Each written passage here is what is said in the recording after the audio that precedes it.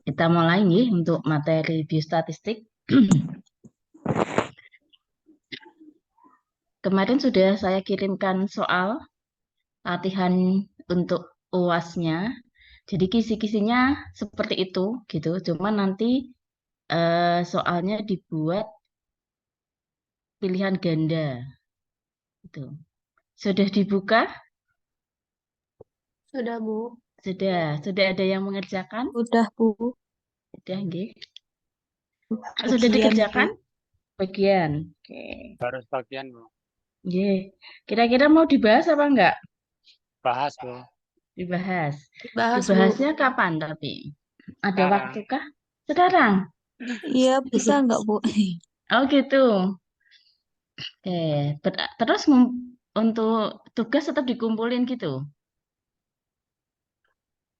Biar saya bisa punya nilai tugas kan itu kemarin saya minta dikumpulkan. Ya nanti tetap dikumpulkan gitu ya. Mengerjakan semua jadinya. Oke, Bu. Oke, Bu.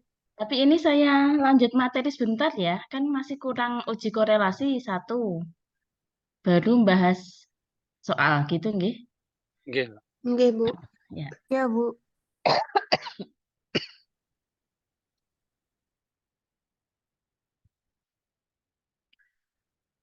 Saya sambil off cam ya ini ya, biar stabil. Karena di sini juga agak apa hujan.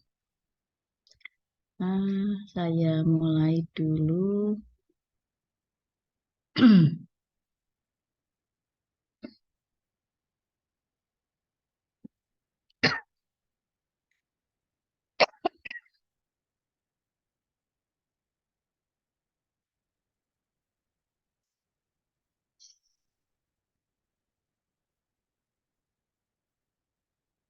Sudah muncul slide-nya?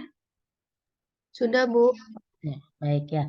Kita lanjutkan untuk uji hipotesis yang terakhir ya, yang uji hipotesis korelatif.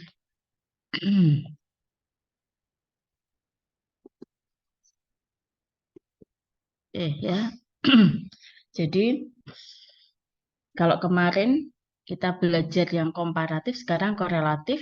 Di sini hanya ada satu kolom di mana uji hipotesis korelatif ini digunakan pada saat kita akan melihat korelasi antara dua variabel. Di sini ada uji korelasi person product moment, itu digunakan untuk statistik parametriknya, di mana kedua variabel yang akan kita korelasikan itu adalah numerik dan distribusinya normal. Apabila distribusi datanya tidak normal, maka beralih ke uji alternatifnya, yaitu yang ada di bawah panah ini, korelasi Spearman-Rank. Ya. Kemudian ada juga korelasi Kendall-Tau, korelasi Summer, dan korelasi Gamma. Biasanya yang sering digunakan itu datanya numerik-numerik, kemudian dilihat sebaran datanya atau distribusi datanya. Kalau normal-normal, kalau normal ya maksudnya. Kalau normal maka pakai persen, kalau tidak normal maka menggunakan rank Spearman. Tetapi bisa juga apabila data yang akan kita korelasikan itu asli kategorik, biasanya yang digunakan adalah ordinal, itu menggunakan korelasi Kendall-Tau.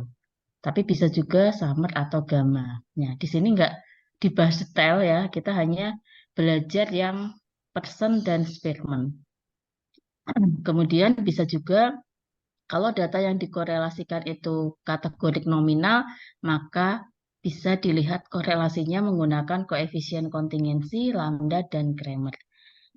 Koefisien kontingensi ini pun bisa kita gunakan untuk melihat korelasi pada uji hipotesis komparatif yaitu chi-square. Ya, hanya di chi-square itu apabila akan kita lihat sampai ke besarnya korelasinya atau hubungannya, maka bisa menggunakan koefisien kontingensi.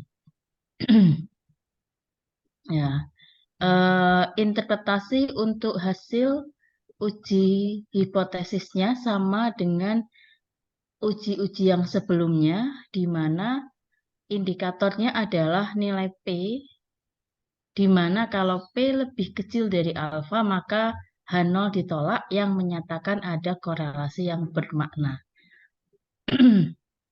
Kemudian untuk interpretasi nilai korelasinya ya, untuk interpretasi uji hipotesisnya tadi menggunakan nilai P. Apabila P lebih kecil sama dengan alfa, maka ada korelasi yang bermakna.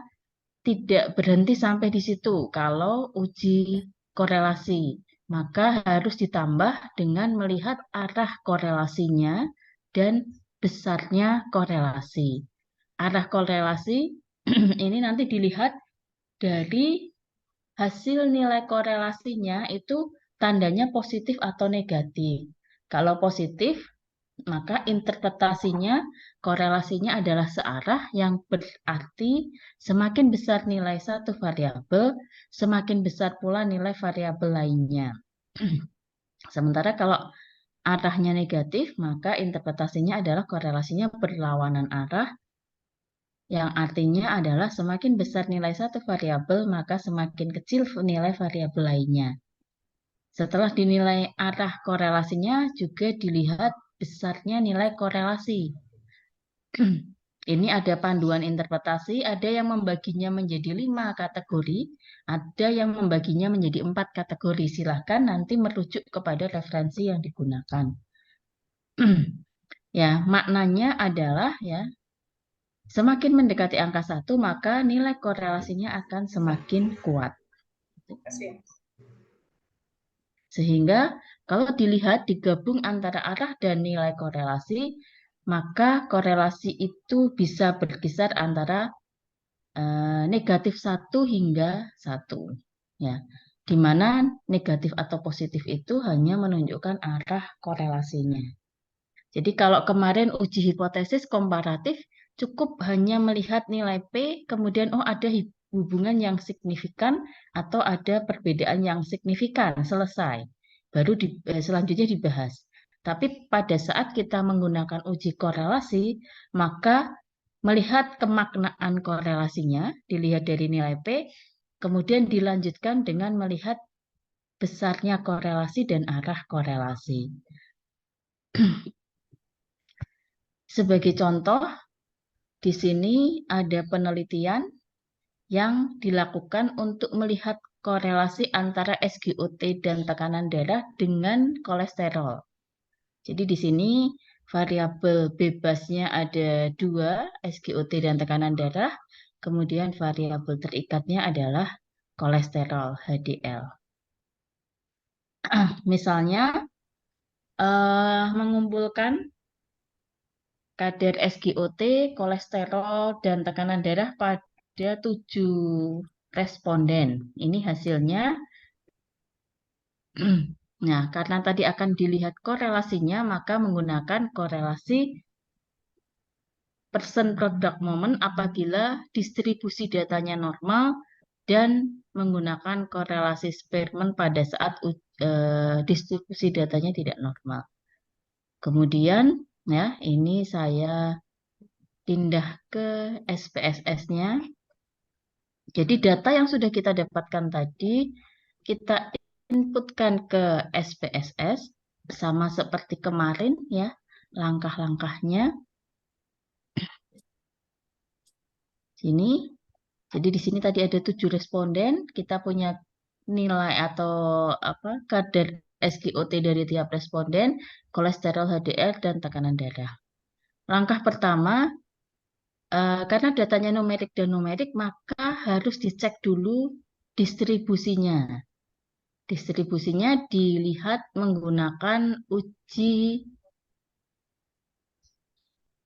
normalitas data. Ya.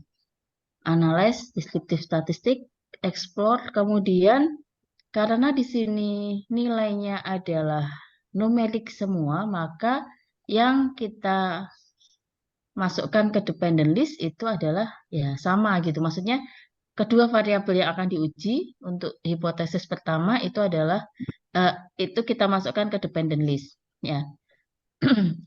Bisa juga uji normalitas datanya ini dilakukan sekaligus ya. Jadi kalau tadi kita lihat kan hipotesisnya ada dua, SGOT dengan kolesterol, tekanan darah dengan kolesterol. Ya ini karena numerik semua kita masukkan saja semuanya, tapi nanti membacanya harus sepasang sesuai hipotesis yang akan kita uji. Ini kemudian klik normality plot with test-nya. Kemudian oke.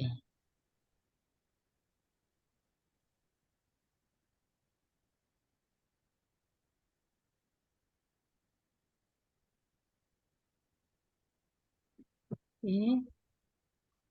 Hasilnya ini sudah ada.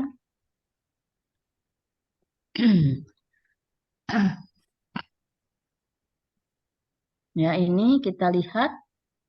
Cek dulu apakah semua datanya sudah terolah. Kita tadi punya 7 responden. Ya, untuk kadar SGOT ini 7, kadar kolesterol juga 7, tekanan darah juga 7, 100% valid. Nah, ini deskripsinya kita langsung saja membaca test of normality. Nah, ini uji yang dipakai yang mana? Kolmogorov, Smirnov, atau Shapiro-Wilk? Masih ingat kemarin?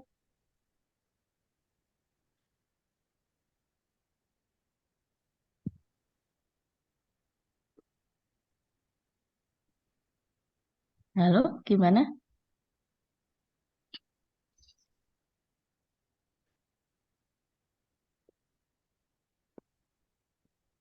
Yang dibaca yang mana?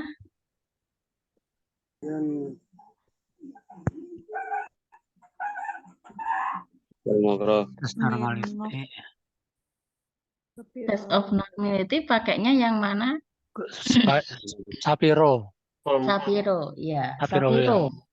Kenapa? Ah, Karena N-nya hanya 7, kurang dari 50. oh ya. Ya, ini ada di latihan soal itu. Ya. Jadi besok soalnya bisa keluar begitu. Saya menanyakan nilai P untuk hasil uji normalitas kadar SGOT berapa gitu. Itu contoh soalnya. Nanti kan saya memberikan pilihan mengambil nilai signifikansi atau nilai P itu saya tulis itu kan banyak itu. Nah, ini kadar SGOT kalau yang di Kolmogorov kan 0,2. Tapi jawaban yang benar adalah 0,803. Ya. Jadi dibacanya sepasang tadi SGOT dan kolesterol. Berarti kita baca SGOT dan kolesterol. 0,803 dan 0,916. Normal atau tidak normal? Normal. Normal, Bu. Ya, Normal, betul. Bu. Lah itu bisa satu soal lagi. Nah, begitu contoh soalnya. Jadi nanti bagaimana sebaran data untuk kasus di atas misalnya begitu. Nah, nanti baca ini, oh itu lebih dari 0,05 berarti normal. Oke ya. Karena SGOT dan kolesterol normal, maka kita menggunakan uji korelasi persen per product moment. Ya, kemudian sekaligus kita baca yang kedua tadi adalah tekanan darah dan kolesterol. Ya, di sini untuk kolesterol 0,916, untuk tekanan darah 0,046. Normal atau tidak normal? Tidak Tidak normal. normal. Tidak normal. Ujinya pakai apa? Alternatif dari persen tadi apa?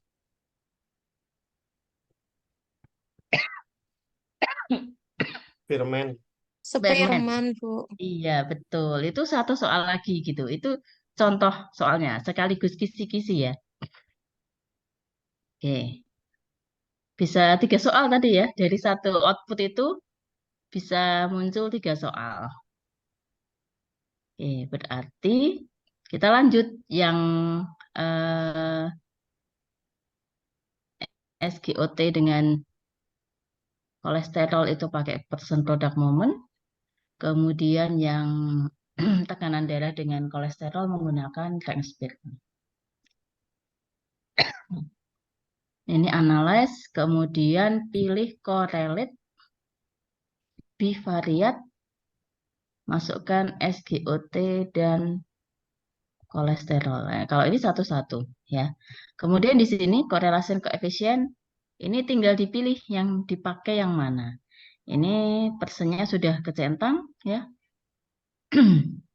Berarti yang kendal tahu sama Spearman-nya jangan dicentang. Kemudian test of significance kita mau one tail apa two tail ya. Misalnya kita pilih yang two tail saja.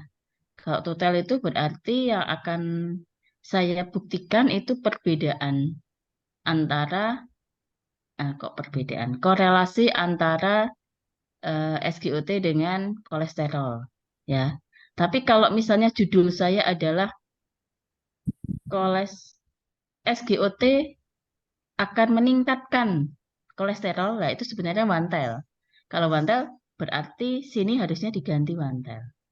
Tapi kalau judulnya hanya korelasi antara SGOT dengan kolesterol, nah itu two tail, berarti yang diklik adalah two tail. Jadi sebenarnya tergantung judul yang dibuat dan nanti hipotesisnya. Kalau kita sudah mengatakan salah satu lebih tinggi atau lebih rendah atau meningkatkan, menurunkan, maka itu one tail. Harusnya mengolah datanya ini harusnya dipindah menjadi one tail. Cuman kalau diolahkan saya tidak tahu ya, kalau diolahkan apakah mereka menyesuaikan dengan judul atau hipotesis yang kita buat atau tidak. Tapi kalau kita ngolah sendiri, ya kita harusnya memahami ini pada saat hipotesis saya adalah misalnya dukungan suami akan menurunkan tingkat kecemasan. Ya, itu berarti one tail tuh, berarti di sini harusnya dipindah. Oke, kemudian di oke. Kemudian ini saya klik. Oke, untuk outputnya nanti dibaca sekalian saja. Ini ke tadi yang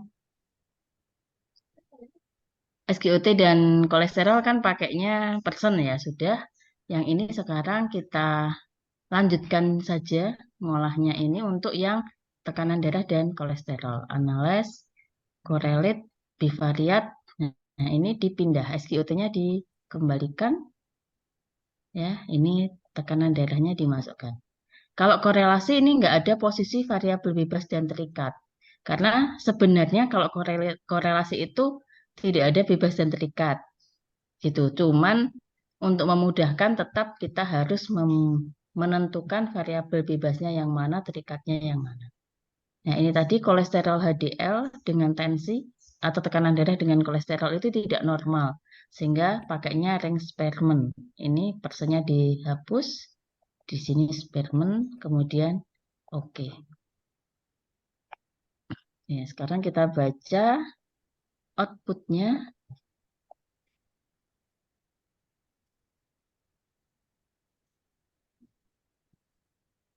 Ini output yang pertama tadi. Di sini correlation ya. SGOT dan kolesterol HDL persen gitu. Persen correlation berarti ini korelasi persen product moment. Ini ada dua baris, dibaca salah satu saja karena sama. Ya. Baca yang atas ini persen korelasinya. Ini nilainya adalah tidak ada negatifnya berarti dia positif. 0,938 itu besarnya korelasi. Kemudian signifikansinya ya nilai P-nya adalah 0,002. Sehingga kesimpulannya di sini karena nilai P sebesar 0,002 lebih kecil dari alfa, maka H0 ditolak. Jadi ada korelasi yang signifikan antara kadar SGOT dan kolesterol HDL. Korelasinya sebesar 0,938 dengan korelasi sebesar 0,938 yang berarti di sini korelasinya positif Semakin tinggi SGOT akan semakin meningkatkan kolesterol HDL dengan kekuatan yang sangat kuat gitu. Ini karena mendekati angka 1. Kemudian yang non-parametric correlation tadi Spearman, ya ini bedanya tampilannya. Nah ini juga ini bisa untuk soal. Saya tampilkan kedua output, kemudian nanti saya minta soalnya adalah misalnya berapa nilai P-nya gitu. Yang dibaca yang mana itu yang benar gitu ya. Yang bawah adalah Spearman. Ini sama kadar kolesterol dengan tekanan darah. Kita lihat dulu nilai signifikansinya 0,413. Ini lebih besar dari alfa sehingga H0 diterima. Jadi tidak ada korelasi yang signifikan. Atau bisa juga mengatakan ada korelasi yang tidak signifikan. Ya, itu kalimat saja. Tapi mungkin akan sulit sehingga biasanya kata-kata tidak atau ada itu di depan. Ya, tidak ada korelasi yang signifikan antara tekanan darah dengan kolesterol. Ya, korelasi kalau tidak signifikan, korelasinya sebenarnya nggak usah dibaca karena eh, ada nilainya tapi tidak bermakna gitu ya. Dan kalau korelasi tidak bermakna itu biasanya nilainya memang rendah. Jadi 0,371. Tapi gini, bisa juga misalnya secara teori harusnya signifikan nih. Tapi kok hasil penelitian saya tidak signifikan. Nah, ini bisa untuk apa ya, pembahasan gitu. Di sini meskipun tidak signifikan, tetapi sebenarnya ada korelasi antara tekanan darah dengan kolesterol HDL, ya, atau kolesterol dengan tekanan darah sebesar 0,371 yang menunjukkan ini lemah, gitu. Jadi kolesterol ke tekanan darah ini memang sebenarnya ada korelasinya, tapi lemah.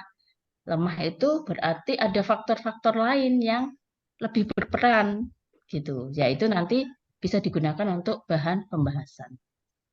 Oke. Demikian itu materinya sudah selesai, sudah habis ya. Ada diskusi untuk materi korelasi?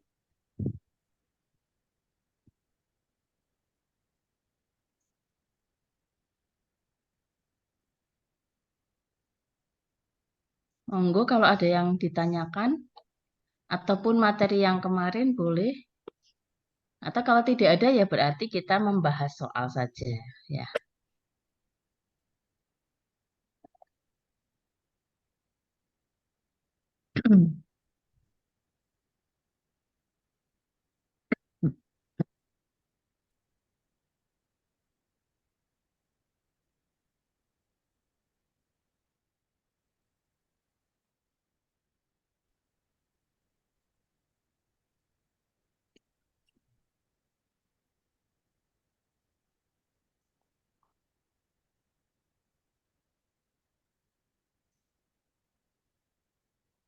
Tidak ada? Oke, kalau tidak ada lanjutkan ya. Izin bertanya, Bu.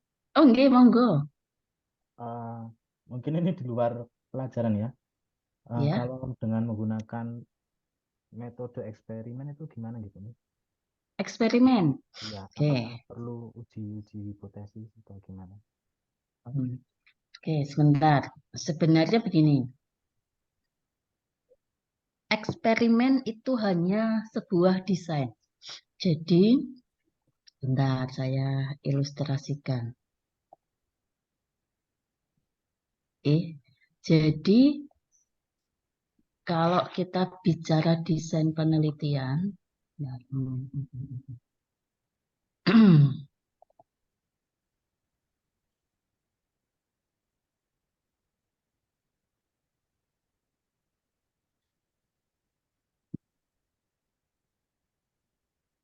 biar lebih jelas saya tampilkan slide nggih.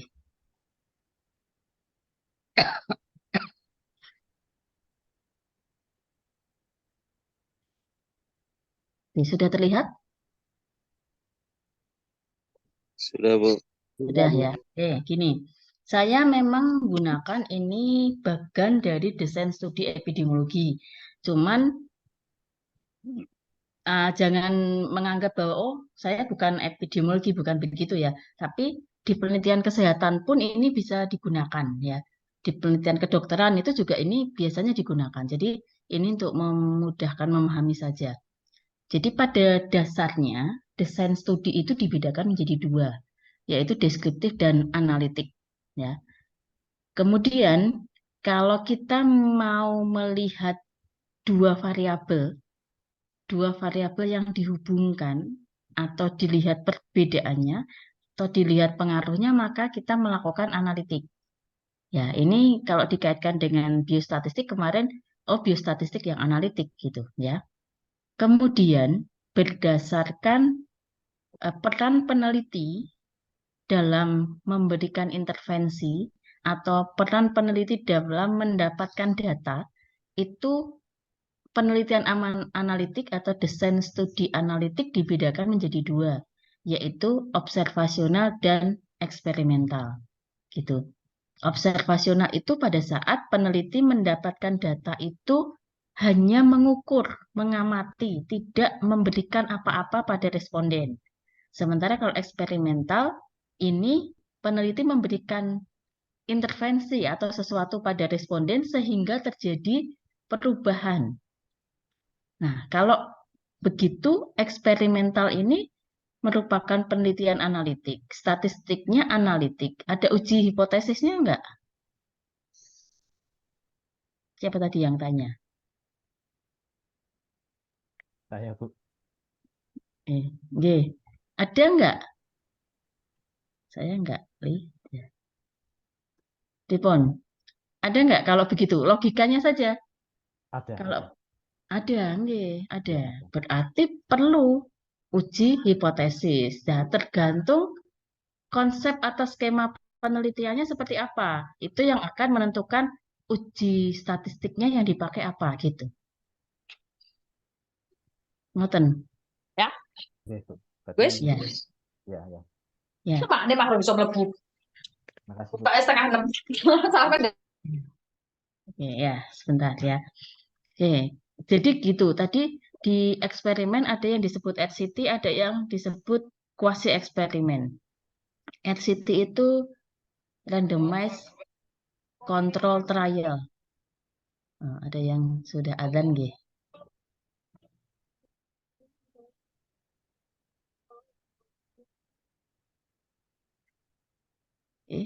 Jadi RCT itu adalah randomized control trial. Ini atau true eksperimen, gampangnya gitu. Benar-benar eksperimental. Itu ada kelompok yang diberikan intervensi dan kelompok kontrol.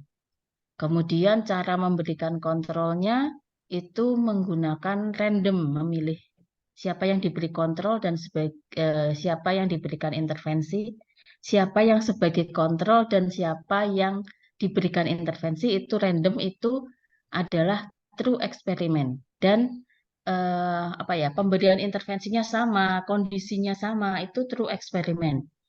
Sementara kalau quasi eksperimen itu bisa pakai kontrol, bisa tidak. Ya. Kemudian bedanya lagi itu kalau eksperimen murni atau true eksperimen tadi itu kondisinya harus sama persis. Sementara kalau dalam penelitian dengan subjek manusia, ya kalau di bidang kesehatan kan subjeknya manusia, itu akan sulit. Kita akan sulit untuk mengkondisikan sesuatu itu sama persis. Secara etikanya itu kurang tepat, sehingga biasanya kalau penelitian kesehatan itu menggunakannya adalah kuasi eksperimental. Nah, tadi saya sampaikan kuasi eksperimental itu sebenarnya tetap ada kontrol ya, kontrol dan tidak, tapi pemberiannya tidak, pemilihan kelompoknya tidak random. Tapi ada satu lagi yang jenis eksperimen satu lagi yang disebut pra-eksperimental. Tapi kalau di epidemiologi biasanya ini tidak disarankan. Pra-eksperimental itu hanya satu kelompok melihat perbedaan. Jadi satu kelompok saya hanya melihat perbedaan sebelum dan sesudah. Kan nggak ada pembandingnya nih. Jadi kurang kuat gitu. Nah, itu hanya itu kaitannya hanya desain, tapi ujinya ujinya nanti akan menyesuaikan tadi. Kalau misalnya sebentar ya, saya punya slide enggak ya, desain studi. Tadi kalau hanya satu kelompok pre dan post, oh berarti uji apa kemarin ya? Uji uji berpasangan ya. Sebentar ini.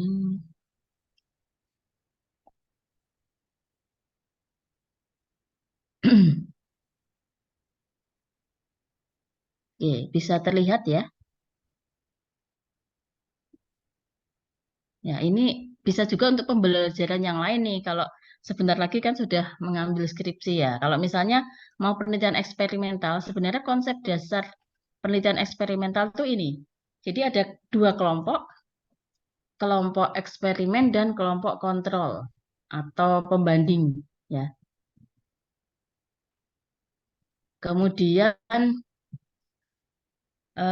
tadi kalau true eksperimen itu pemilihan mana yang sebagai kelompok eksperimen dan mana yang sebagai kelompok kontrol itu random. Kalau yang kuasi itu tidak random gitu. Itu perbedaannya hanya itu. Tapi ada juga yang penelitian nggak pakai kontrol. Jadi hanya satu kelompok saja. Misalnya ini yang kelompok atas saja, nggak ada pembandingnya. Itu sebenarnya bukan kuasi eksperimen, tapi masuknya adalah pra-eksperimental. Jadi hanya deskriptif sebenarnya. Tapi untuk melihat perbedaannya pun seringkali ini diuji pre dan post. Misalnya eh, nyeri sebelum dan sesudah pemberian terapi musik misalnya begitu. Berarti kan misalnya responden yang mau operasi ya diukur skala nyerinya, kemudian dikasih musik, terus diukur lagi skala nyerinya misalnya begitu. Nah, ini pre dan post itu ujinya pakai uji T berpasangan gitu. Tapi kalau misalnya ada kelompok eh, intervensi dan kontrol tadi, berarti kalau saya membandingkan, bentar ya, kalau saya membandingkan,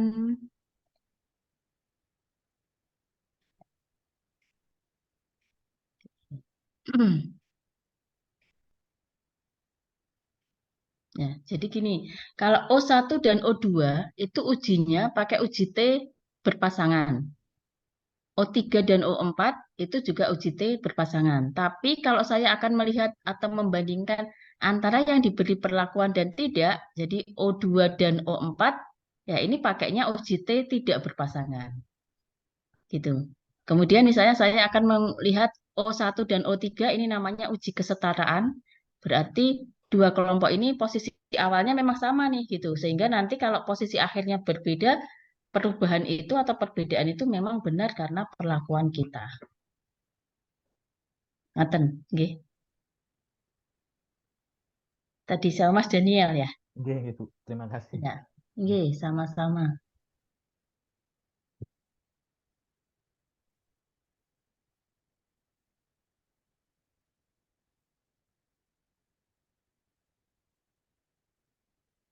Ada lagi?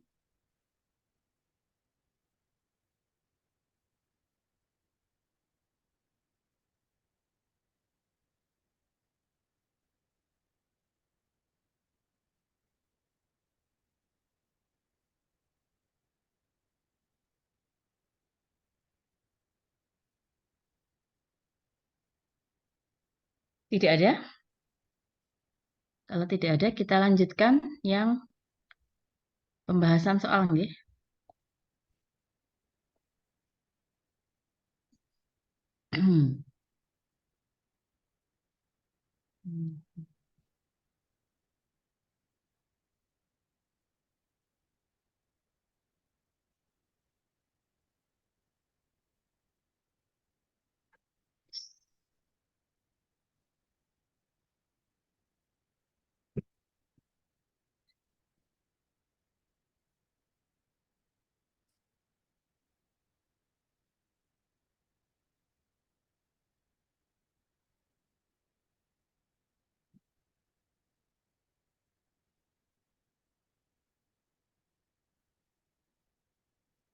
Soal nomor 1 ini ya. Terlihat apa enggak ya? Terlihat, Bu. Oke. Nomor 1 adalah sebutkan syarat tes independen dan tes dependen. Kalau itu gampang nggih, nanti lihat di slide ya. Iya, Bu. Ya, Bu. Nah, kalau teoritis kan bisa Iya, dilihat di Bu. slide. Ya, Ada, jadi Bu. tidak Ye, ya sekarang ini. Sebentar.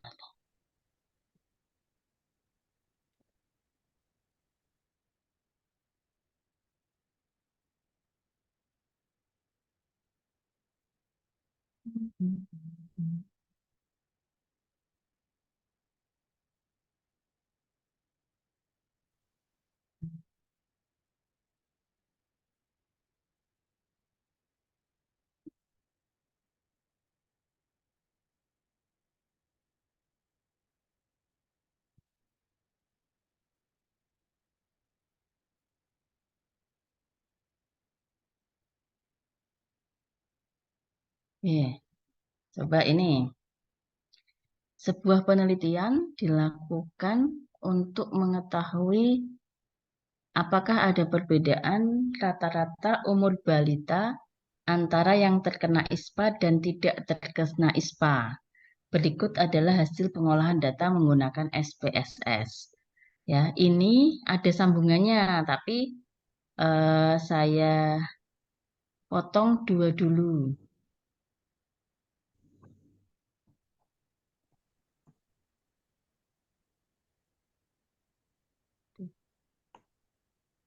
Nah, ini ya untuk menjawab soal ini dulu.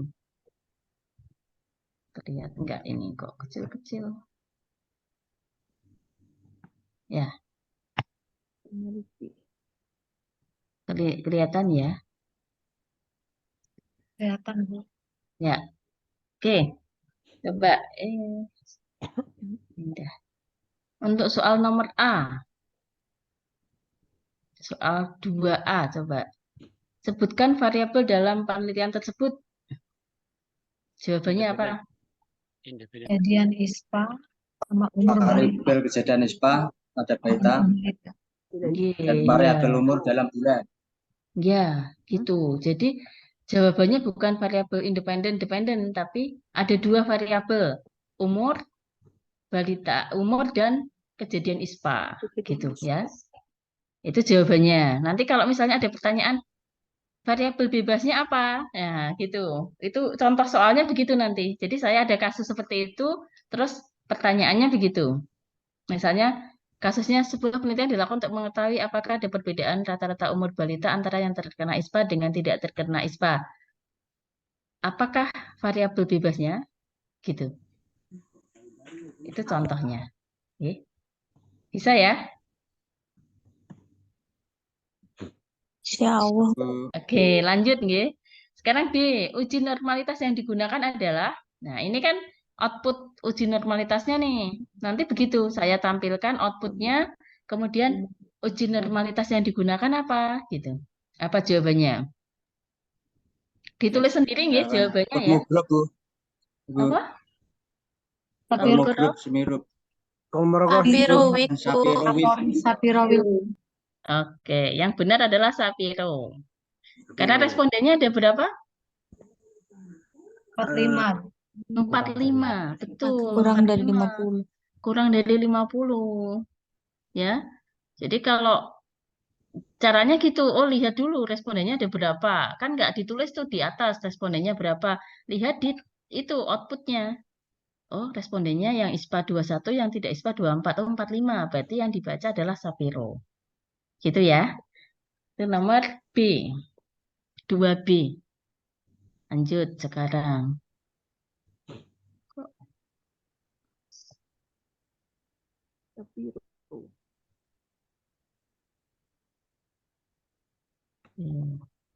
Itu persis seperti itu, tapi nanti checkpoint gitu.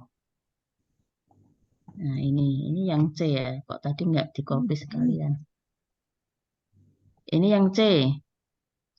Bagaimana distribusi data umur balita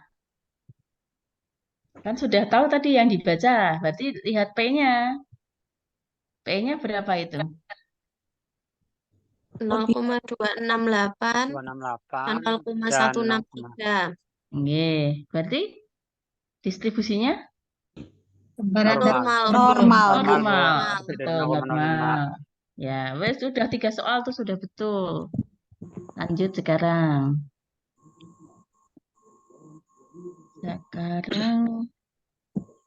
Bentar. Soal berikutnya adalah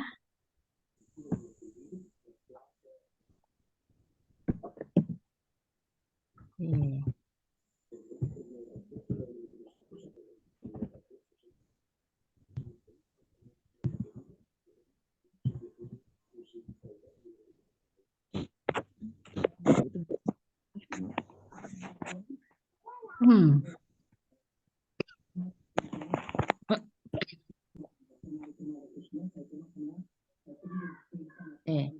Soal berikutnya adalah bagaimana varian kedua kelompok data, kemudian uji statistiknya apa, berapa nilai P-nya, apa kesimpulannya. Untuk melihat varian kedua kelompok data, berarti kita lihat hasil uji T-nya. Oke, sebelumnya, karena tadi normal, maka uji yang dipakai apa? T-test. T-test, betul. Di soal itu kan ada t-test, ada Mann-Whitney. Itu jangan dibaca semua. Berarti kalau hasilnya normal, Mann-Whitney-nya dicoret, sudah ditutup aja. Ya. Jangan terus itu karena kan ditampilkan 2, berarti dibaca dua-duanya. Salah kalau begitu. Berarti karena distribusinya normal, yang Mann-Whitney-nya langsung dicoret. Berarti nanti juga begitu kalau dimunculkan 2, jangan sampai salah, meskipun itu checkpoint kan tetap bisa salah ya. Oke, ini ya. Kan ini hasilnya. Nggak usah saya besarkan, kelihatan ya. Sulit. Berarti bacanya yang dites, yang Mann-Whitney-nya dilupain itu, ditutup. Yang D, bagaimana varian kedua kelompok data? Nah, varian kedua kelompok data ini bacanya di kotak SIG yang di awal. Di sini yang jadi yang dibaca independent sample test, Levene test for equality of varian itu baca SIG-nya. SIG-nya ketemunya 0,002. Varian sama atau varian beda hasilnya? Varian tidak sama. Varian tidak sama atau varian Varian tidak beda. Betul, iya. Berarti poin D jawabannya varian tidak sama atau varian beda. Berarti uji statistik apa yang digunakan tadi sudah dites ya. Ini posisinya kebalik. Uji statistik apa yang digunakan t-test. Tadi independent t-test, bukan dependent t-test. Kemudian, ya, jadi poin E jawabannya Varian tidak independent. sama gimana, Bu? Kenapa tidak sama ya? Ini nilai P-nya, SIG, ada uji Levene, itu 0,002. Lebih kecil dari Alfa. alfa. H0 kan ditolak. Kan H0 ditolak. Ya, yang diuji di sini perbedaan varian. H0 itu rumusannya tidak ada beda varian. Kalau HA ada beda varian. Karena H0-nya ditolak, berarti yang diterima HA. Berarti ada perbedaan varian. Varian beda gitu. Kalau sulit memahami ya tadi saya gini aja. Oh, kalau P diuji Levene-nya lebih kecil dari alfa, maka varian beda. Kalau lebih besar dari alfa, maka varian sama gitu. Catatannya gitu aja. Enggak ngerti tadi. Ya, sudah ya. Lanjut. Sekarang F. Karena variannya beda, berarti yang dibaca baris atas atau baris bawah. Ini ada tulisan equal variant assume, equal variant not assume. bawah, Bu. Bawah. Oke. Berarti berapa nilai P-nya? Bacanya SIG yang selanjutnya, SIG yang berikutnya untuk uji T ini. SIG untuk uji T ini Yang bawah, karena yang atas kan 0,003, itu salah nanti kalau jawabannya itu. Jawabannya adalah 0,0002. Kemudian poin G-nya, kesimpulannya H0 ditolak, ada perbedaan yang signifikan rata-rata umur balita yang ISPA dan tidak ISPA. Oke, silakan kalau ada yang tanya.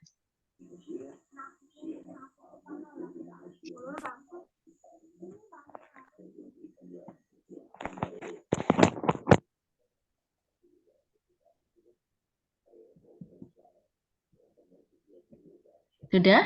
Sudah dicatat? Bisa diulangi nilai P-nya itu, Bu? Nilai P-nya. Nilai P yang poin F ya? Iya. Ya, pertanyaan F. Jadi gini, ini mengacu pada soal D.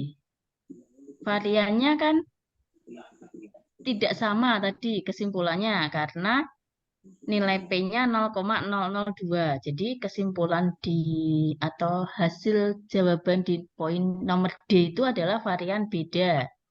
Karena varian beda, maka yang dibaca untuk uji T-nya adalah uji T varian beda. Berarti yang baris bawah.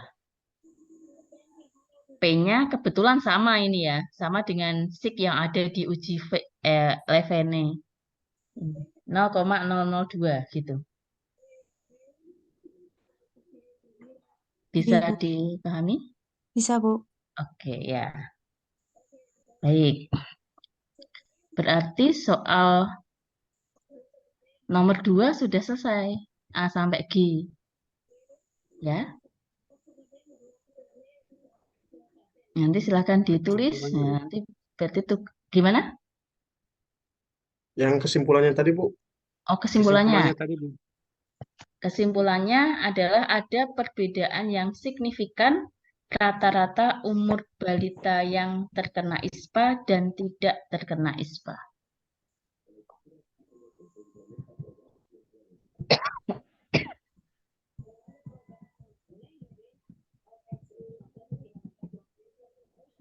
Ya, terima kasih, Bu. Oke, ya. Sekarang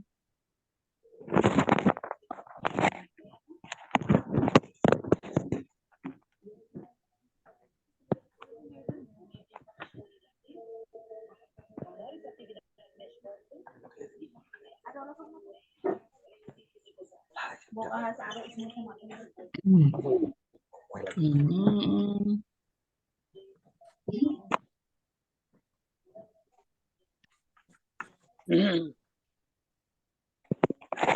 sekarang nomor 3.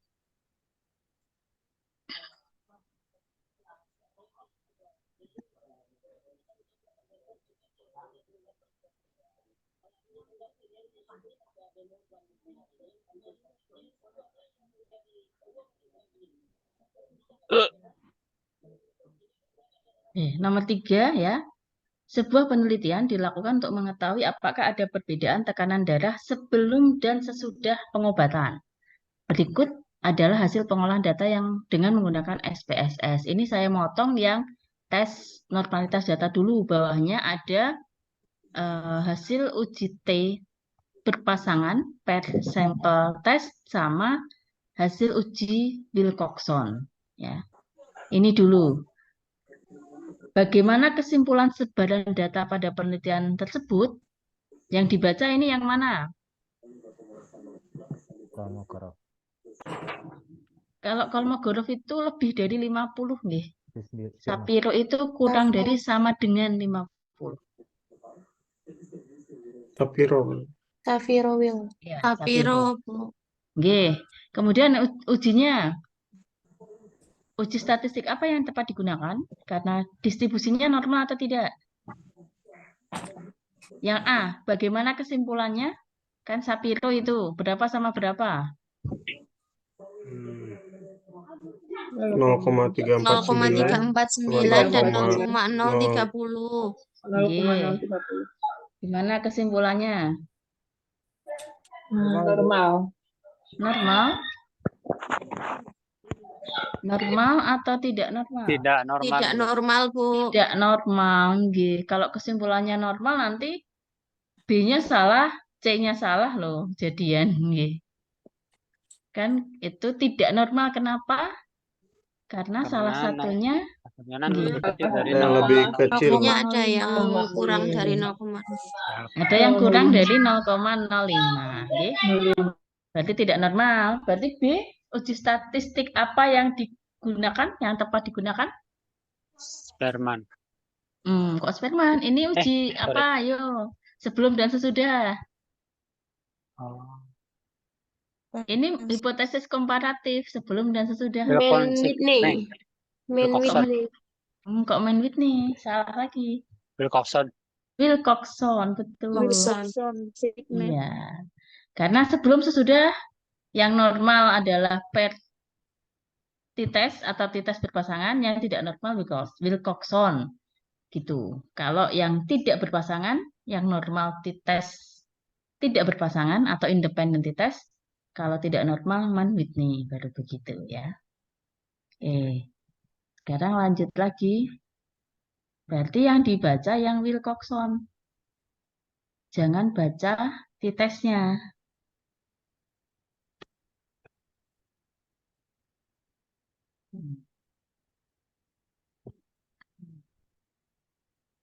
Ini hasilnya. Ini saya gini ya. Yang dibaca adalah yang kotak bawah, tes statistik gitu. Berapa nilai P-nya?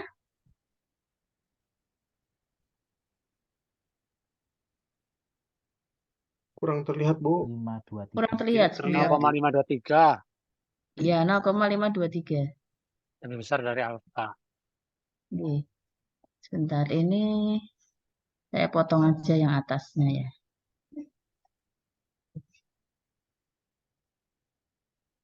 Gini.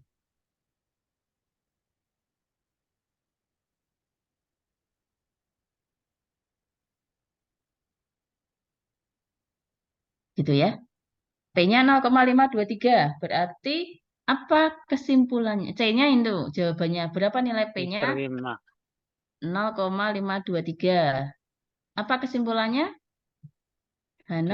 H0 diterima. H0 diterima. Gini, nanti kalau ditolak. HA ditolak. Ya.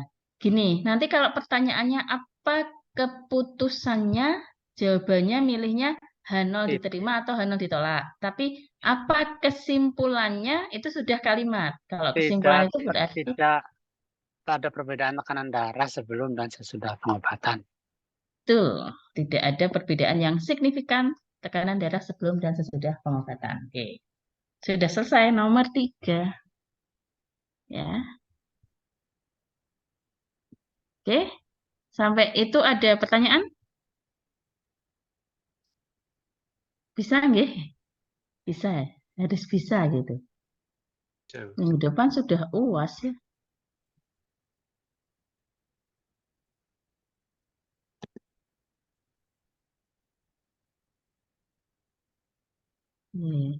Sekarang nomor 4.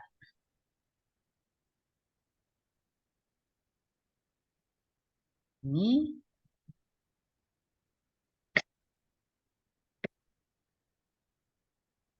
sebuah penelitian dilakukan untuk mengetahui hubungan antara jenis kelamin dengan kejadian ISPA. Misalnya belum ada lanjutannya, langsung ditanyain uji statistiknya apa. Nah, ini jenis kelamin itu kategorik nih. Kejadian ISPA, ISPA dan tidak kategorik. Berarti ujinya chi-square gitu. Oke, tapi kalau ini sudah ada hasilnya, berarti sudah tahu ujinya. Cuma nanti chi-square-nya yang mana gitu. Berikut ini adalah hasil pengolahan data uji chi-square dengan menggunakan SPSS. Interpretasikanlah hasil pengolahan data tersebut. Apakah kesimpulannya dan tunjukkan nilai P-nya. Oke, ternyata ada pertanyaannya ABCD ya. Sini, tak anu dulu.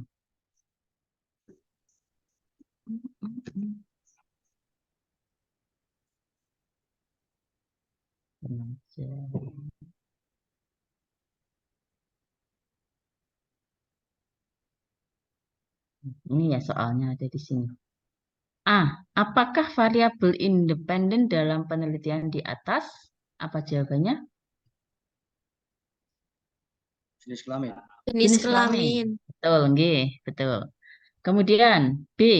Interpretasi uji Chi kuadrat atau uji Chi square di atas yang tepat adalah menggunakan Percentage square. Percentage square. Percentage square syaratnya apa? Di slide ada. Percentage square itu dibaca pada saat gitu.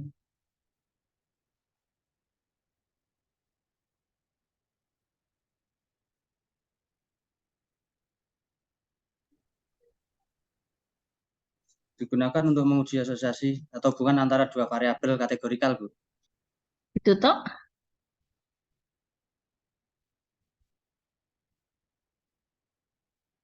Coba saya.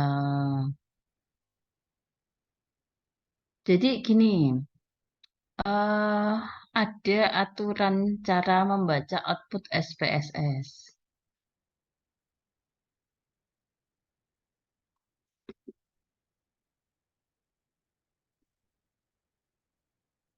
Nah ini, kelihatan nggak? Iya, kelihatan, Bu. Ya, di slide nomor 8 nanti dibuka lagi. Bila tabelnya lebih dari 2 kali 2 dan memenuhi syarat, gunakan persen chi-square. Bila tabelnya 2 kali 2, tidak ada sel yang nilai ekspektasinya di bawah 5, gunakan continuity correction. Bila tabelnya 2 kali 2, ada sel yang nilai ekspektasinya di bawah 5, gunakan Fisher exact. Gitu. Syarat yang harus dipenuhi itu adalah ini, sel dengan frekuensi harapan atau ekspektasi di bawah 5 tidak melebihi 20% dari jumlah sel. Nah, itu bisa dilihat di outputnya. Mana tadi? Oke. Tabel untuk kasus ini tadi berapa kali berapa? Tabel silangnya. Ini. Berapa kali berapa? 3. Dilihat yang merupakan kategori variabelnya, jangan totalnya. 2 kali 2. 2 kali 2. Betul. 2. 2 kali 2 berarti bukan persen chi-square. Itu di skip. Berarti kalau 2 kali 2 yang dilihat hanya di continuity correction dan Fisher exact. Kemudian lihat nilai ekspektasinya. Ada di bawah tabel itu. A, 0 sel kan gitu ya. 0 sel atau 0% yang mempunyai ekspektasi di bawah 5. Berarti tidak ada sel yang nilai ekspektasinya di bawah 5. Berarti pakainya adalah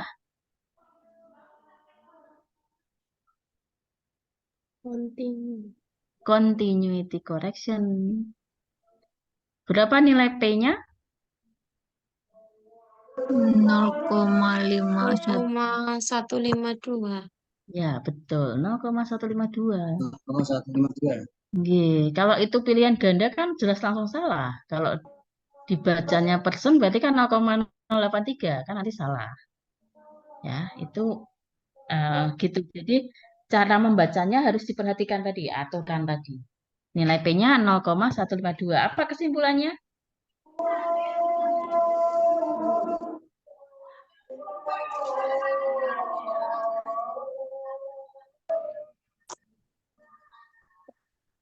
Pak 0 diterima.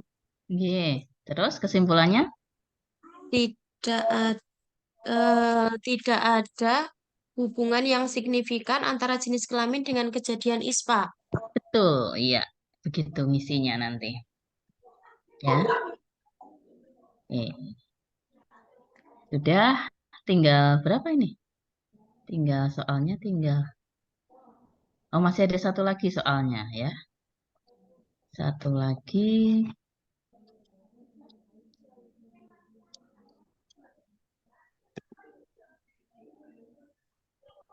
Ini untuk oke. Sebuah penelitian dilakukan untuk mengetahui hubungan antara kebiasaan konsumsi alkohol dengan kejadian hipertensi pada remaja. Berikut adalah hasil pengolahan uji G-square dengan SPSS. Ya, di sini kemudian coba kita lihat pertanyaannya. Ya, bisa seperti tadi.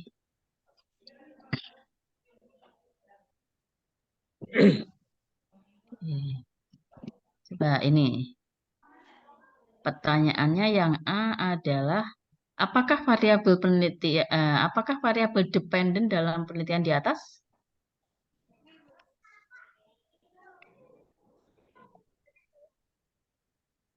Apa? Kejadian hipertensi. Bu. Kejadian Kejadian hipertensi, hipertensi. betul. Hipertensi. Oke. Ya. Yang B, interpretasi uji G-square di atas yang tepat adalah menggunakan tabelnya berapa kali berapa?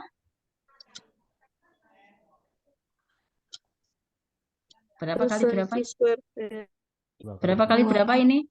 2 kali 2. 2 kali 2. Betul, 2 kali 2. 2 kali 2. 2 kali 2 berarti percentage square-nya skip lagi gitu. Terus lihat A, satu sel mempunyai ekspektasi di bawah 5. Kalau tabel 2 kali 2 dan ada sel yang ekspektasinya di bawah 5 yang dibaca adalah Fisher exact. Fisher Secara exact. eksak. Betul, nggih. Ya, Fisher exact itu jawaban nomor B. Berapa nilai P-nya? Yang dibaca yang two side. Two tail ya. 0,025. Ya. Betul, C 0,025. D apa kesimpulannya?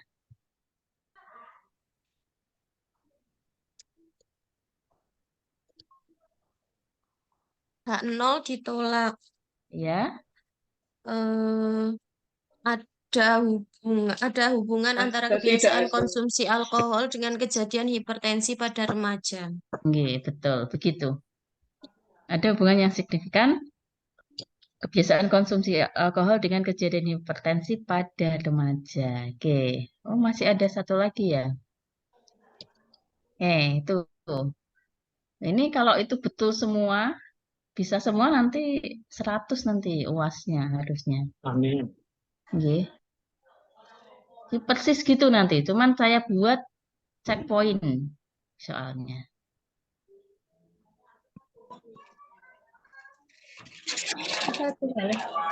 Ini sekarang soal yang berikutnya, nggih. Mau lempar-lempar jadi ngebunda. Nih, sebuah penelitian dilakukan untuk mengukur berat badan, kadar kolesterol, dan tekanan darah pasien poli penyakit dalam di sebuah rumah sakit. Hasil pengolahan datanya sebagai berikut. Uji normalitasnya ini. Ini datanya numerik semua. Berat badan numerik, kadar kolesterol numerik, tekanan darah numerik. Oke. Kemudian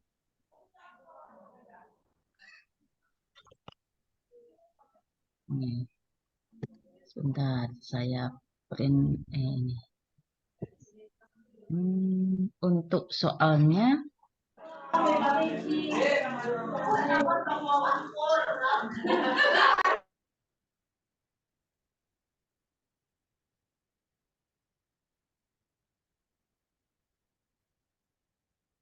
ya, soalnya A. Uji statistik apakah yang tepat digunakan untuk melihat korelasi antara berat badan dengan kadar kolesterol? Ini pakainya uji korelasi. Nanti kalau ditanyain variabelnya kan bisa nyebutin tadi sudah bisa ya. Ini langsung ke uji statistiknya apa? Korelasi antara berat badan dan kadar kolesterol. Berarti lihat uji normalitas datanya. Yang dibaca Kolmogorov atau Shapiro? Shapiro karena N-nya hanya 7. Oke. Ya, kemudian tadi berat badan dan kolesterol. Berarti yang dibaca hanya miliknya berat badan dan kolesterol. Normal apa enggak itu? 0,9? Normal. Normal. Kalau normal dua-duanya berarti ujinya adalah korelasi Apa? Normal dua-duanya? Yang barusan tadi materinya di awal. Korelasi? Korelasi. Person, betul. Persen korelasi. Person korelasi, person product moment. Ya. Itu A, jawaban A. Yang B, apakah kesimpulan dari uji korelasi antara berat badan dengan kadar kolesterol? Tunjukkan nilai P dan nilai korelasinya dan interpretasikan. Nah, ini berarti kita fokusnya baca yang korelasi person, jangan baca yang Spearman, ya. Karena di situ kan dimunculin dua-duanya nih. Ya, itu kan pengecoh satunya. Jadi harus dipilih. Ya. Berarti ini yang dipilih. Ini kan uji korelasi berat badan dan kolesterol. Ada dua nih. Yang dipilih berarti yang atas, yang persen. Berapa nilai nilai P-nya? 0,770. Nilai P, nilai P. 0,043. 0,043. 0,043. Iya, kalau nilai P-nya 0,043. Ya, kalau korelasinya 0,770. Nol ya. Ya, kalau nilai korelasinya 0,770. Berarti di sini tidak ada korelasi yang ada korelasi yang signifikan, nggih. Maaf, ada korelasi yang signifikan. Saya tak hidupin lampu jalan sebentar ya. Rumah saya gelap ya.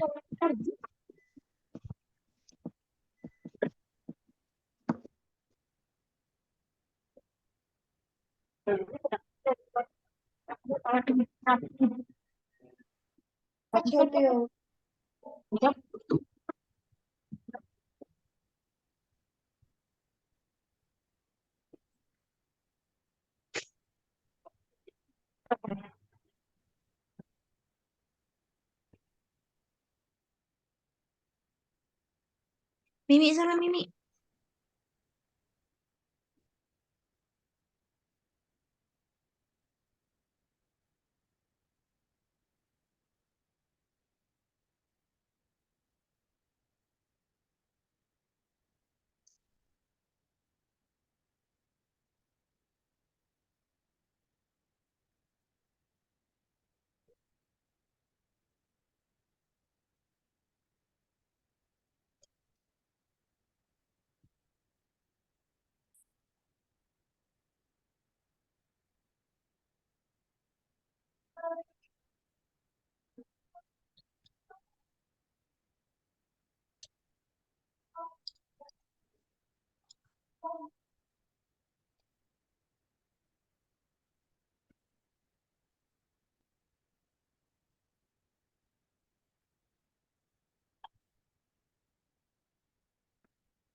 Oke, tadi ya.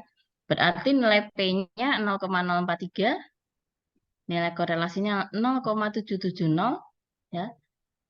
Kesimpulannya H0-nya ditolak, ada korelasi yang signifikan antara berat badan dan kolesterol. Interpretasi korelasinya apa? Semakin tinggi atau semakin naik berat badannya, maka kadar kolesterolnya juga akan semakin meningkat. Gitu. Itu yang B ya. Tadi nilai P-nya sudah, nilai korelasinya sudah, hasilnya tadi kesimpulan atau interpretasi hasilnya sudah. Oke, sekarang yang C, uji statistik apakah yang tepat digunakan untuk melihat korelasi antara berat badan dan tekanan darah? Berarti kita balik ke sini lagi. Berat badan dan tekanan darah. Berarti bacanya berat badan 0,942, tekanan darah 0,031. Normal enggak kesimpulannya?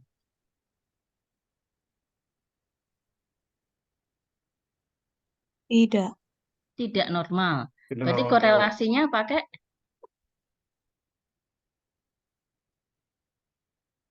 kalau normal person, kalau tidak normal Herman. Spearman. Spearman. Betul, Spearman. Permen Nah, biru. itu yang C. ya. Ujinya korelasi Spearman rank. Kemudian, apakah kesimpulan dari uji korelasi antara berat badan dan tekanan darah? Tunjukkan nilai P dan nilai korelasinya dan interpretasikan hasilnya. Berarti yang dibaca nanti adalah yang Spearman. Spearman Iya, yang bawah. iya, yang bawah. Betul. 0,535. Iya. Oke, ini berarti nanti yang dibaca Stop dan adalah 0,5. yang bawah. Oh, diterima. Berapa nilainya? 0,535 lebih besar dari 0,535. Nggih, sehingga berarti diterima. H0 nilai P-nya diterima. 0,535 ya. H0 diterima ya. Sehingga Terus tidak ada korelasi ada. antara berat badan dengan tekanan darah. Nggih, tidak ada korelasi yang signifikan antara berat badan dengan tekanan darah. Kalau ditanya nilai korelasinya, meskipun itu tidak bermakna, ya tetap dijawab ya. Nilai korelasinya adalah 0,286. 0,286 ya, itu positif. Jadi sebenarnya semakin meningkat berat badan, tekanan darah juga akan semakin meningkat, tapi tidak signifikan gitu. Kalau negatif nanti di depannya itu ada tanda negatifnya. Kalau misalnya hasil korelasinya negatif. Tapi ini kebetulan positif semua gitu. Oke, sudah selesai bahasnya. Berarti ini tetap jadi tugas nggih biar dapat nilai. Kalau diisi semua seperti tadi berarti nilai tugasnya 100 ini. Kan sudah dibahas bareng. Amin. Ya. Makasih loh Bu. Iya kan nyicil nggih, nyicil. Nilai tugasnya 100 kan sudah. Nanti nilai tugas itu bobotnya 30%. Jadi kan cukup tinggi ya. Ya bukan memang tinggi ya. Nanti misalnya nilai UASnya kok kurang kan tertolong oleh nilai tugas. Gitu. Ada pertanyaan? Bu, Nggih? kalau misalnya tadi tidak ada korelasi, berarti interpretasi korelasinya ada nggak, Bu? Masih ada kalimatnya gitu nggak? Ada sebenarnya. Cuma gini, jadi nilai korelasi itu, uji korelasi itu sebenarnya dipakai bahwa variabel itu sebenarnya berhubungan. Aslinya ya, asli teorinya itu begitu. Jadi uji korelasi itu terusan dari uji komparasi. Jadi pada saat itu sudah ada hubungan, maka dilanjut dengan korelasi. Makanya yang asli itu mau H0 ditolak atau diterima, itu kesimpulannya tetap ada korelasi gitu. Tapi kalau dia P lebih kecil dari alfa adalah ada korelasi yang signifikan. Kalau P kurang dari alfa, P lebih dari alfa, maka ada korelasi yang tidak signifikan. Aslinya begitu, karena nilai korelasinya kan tetap muncul. Gitu. Tapi kadang tidak sama pendapat orang, sehingga kalau P lebih besar dari alfa ya pokoknya bilangnya nggak ada hubungan, nggak ada korelasi gitu. Gitu Mbak Disma ya. Oh iya, Bu. Ya, terima Iya. kasih, Bu. Ya, ya, cuman nanti kalau skripsi terus gimana, Bu? Ya, itu mengikuti saja arahannya, arahan dari pembimbingnya. Kalau sebenarnya sih nilai korelasi itu tetap muncul karena teorinya uji korelasi itu dilakukan setelah tahu bahwa itu berhubungan, variabel itu berhubungan. Tapi kita akan melihat lebih dalam. Bagaimana sih hubungannya? Oh, kalau dia sedikit ya tadi nilainya kecil, oh berarti ini perannya itu nggak banyak gitu. Maksudnya seperti itu. Tapi kalau untuk soal ini nanti kok ditanyain berapa nilai korelasinya, ya tetap ditulis meskipun tidak signifikan. Tapi nanti pada saat skripsi kok P saya hasilnya lebih besar dari alfa. Ya, itu kadang ada yang meminta kesimpulannya adalah tidak ada korelasi yang signifikan gitu. Gitu ya. Ya, Bu. Oke. Kemudian di jadwal itu tanggal 5 kan ujian praktik ya, kalau nggak salah. Tanggal 8-nya baru ujian tulis, gitu ya. Sudah. lihat jadwalnya persis, Bu. Mata Oh, Kita nggih. kuliahnya. bulat jadi Bu. Oh, nggih. Saya itu sudah dikirimi jadwal dari Prodi. Tanggal 5 itu jadwalnya UAS praktik, tanggal 8 UAS teori. Nanti Iya Bu. UAS, ya, UAS prakteknya kapan, Bu? UAS praktiknya nanti saya kasih soal, kemudian dikerjakan, melakukan praktik menggunakan SPSS, dibuat video, terus dikirimkan videonya. Kalau anak reguler saya ketemu satu-satu gitu, praktik uji statistik, nanti kasusnya saya kasih acak gitu. Tapi kalau ini enggak, kalau ini saya kasih kasus sama saja. Nanti yang dipraktikkan adalah uji chi-square untuk univariat dan bivariat. Kemudian nanti apa ya? Praktek pakai SPSS tapi dibuat video gitu, direkam. Kemudian nanti rekamannya itu dikirim. Itu yang akan dinilai. Kalau satu-satu online gini lama nanti juga sinyalnya gitu dan sebagainya kayaknya kok lebih praktis kalau begitu saja. Ini, Bu. Nggih. Ya, Bu. Ujian tertulisnya tanggal 12 Bu. Oh gitu. Enggak, Tanggal itu 12 8 di Bu, bulan. tanggal 8. 12 Tanggal bulan. 8. Yang Iya, prakteknya 12-nya bulan. Tanggal 5. tanggal 5 Bu. Iya. Nanti gini, ini kan sudah 5 itu Selasa depan. Kira-kira cukup nggak waktunya kalau seminggu? Kalau nggak cukup ya nanti dikumpulkannya bukan tanggal 5 ya. Nanti dikumpulkannya mundur, saya undurkan saja ya. Tapi saya kalau ada misalnya ada absensi saya isikan ya. Kalau di tanggal 5 itu misalnya harus ada absen ujian praktik nanti saya isi dulu. Atau Oh iya, kalian siap, Bu. nanti ngisi dulu tapi tugasnya nanti dikumpulkannya mundur gitu ya. Iya Bu, makasih Bu. Ya, Baik Bu. gitu nggih. Mundurnya tanggal berapa Bu? Atau nanti lagi Bu? Sebentar, soalnya kan ada kaitannya input nilainya saya nggak tahu dari prodi itu deadline-nya kapan. Kalau yang reguler kan masih Januari UASnya, tapi kalau yang ini maju, jadi saya kurang tahu. Nanti saya tanya dulu kalau misalnya batas input nilainya agak mundur lama ya nanti saya undurkan. Tapi kalau enggak berarti ngumpulkannya pas tanggal 8 itu. Besok pagi saya coba saya kasih soalnya ya. Saya coba saya siapkan, berarti saya kirim besok pagi soalnya, terus nanti dikumpulkan maksimal tanggal 8 gitu.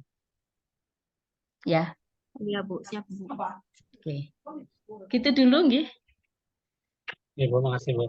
Ya, kalau Bu. ada pertanyaan terkait Bu, dengan maaf. ya. Bu, untuk tugas yang kemarin itu gimana Bu? Nah, ini tadi sudah dibahas. Sudah dibahas. Kemudian silahkan tetap dikerjakan, tetap dikumpulkan.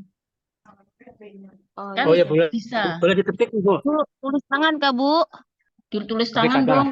Kalau diketik nanti di copy paste toh. Satu kelas sama persis. Biar agak beda saya lihat tulisannya.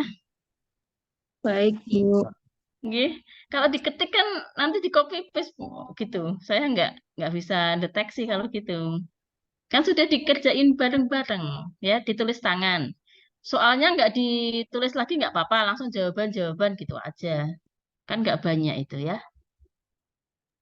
Iya Bu. Gitu ya, pokoknya saya minta ditulis tangan, terus difoto atau di-scan, dikirimkan ke link Google Drive yang sudah ada di soal. Itu paling lambat kapan Bu? Paling lambat waktu ujian, tulis ya, tanggal Tanggal 8 8. ya Bu? Ya, tanggal 8 ya. Iya Bu. Yang Itu ya. ditulis tangan jawabannya aja ya, Bu. Iya, jawabannya aja, nggak usah pakai soalnya. Kan tinggal 1 A, B, C gitu ya. Iya Bu. Oke, Bu, baik. habis itu di-upload gitu nggak Bu? Di-upload di mana? Di Google Drive Bu. Iya, betul. Kalau enggak, terus gimana? Iya, Bu. Kasih, Bu. Iya, iya, ya diupload di Google Drive. Kalau dikirim ke WA saya satu-satu kan saya nggak tahu juga ya, diupload di Ya, Google Bu. Drive aja. Siap, Bu. Oke ya, gitu dulu. Terima kasih atas perhatiannya. Oh, mungkin ini kita ketemu terakhir ya.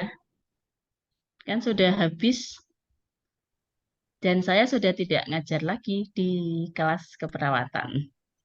Terima kasih banyak, Oke. Bu. Ya, Ini semua. Kasih banyak, Bu. oke. Mohon maaf kalau Terima ada kasih yang banyak, kurang Bu. berkenan, nggih. Sama ya, Bu. Sama-sama, Ya. Bu. Ya. Diluruskan semua ya, Bu. Insya Allah lulus semua ya. Amin. Mohon Ya, maaf Bu. kalau ada yang kurang berkenan.